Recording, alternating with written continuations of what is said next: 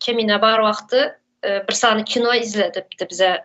Şu Kazakistan'ın açaçlyk döwrüne, Stalin'in repressiya döwründe dilini, taryhyny ýogatmak üçin näşiledip üstünde adamlaryň üstünde durup şu bir sany bir kitap aljak bolup, dilini unutmajak bolup, kitap aljak wagty näşiledip şu kitapy ýakyp, elinden alıp şunu ýalady bir näme geçirilen de adamlaryň taryhyny ýadyndan çykarmak üçin näşiledip açlyğa maruz kaldylar şu Kazakstanyň ýani halky.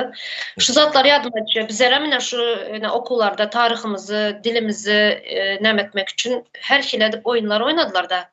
Taryh Türkmenistan taryhyny bilmesine Gaýdy Atabaýew Cumhuriyet alıp beren gahrman hiç zady bilmeýäs. Indi öğrenip başlady. Neme, men bir geň bir zat aýdyp beren, başymdan geçen soň demediýäň da. Şu wagtlar bir gahar gadap demediýäň bolýar. Yani 20 noyabrda bizim öýümizde, Ecem bolýar ýerinde.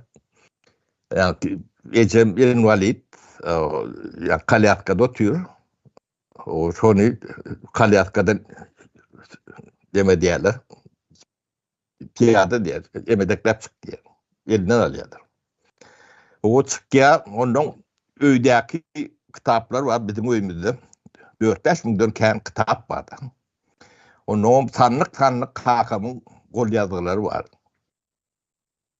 Şolary Powlyň orta arasyndan emedip ýakdylar. Şu arada ben gydym var maral. O beýleki jaýyň nemesinden ikinji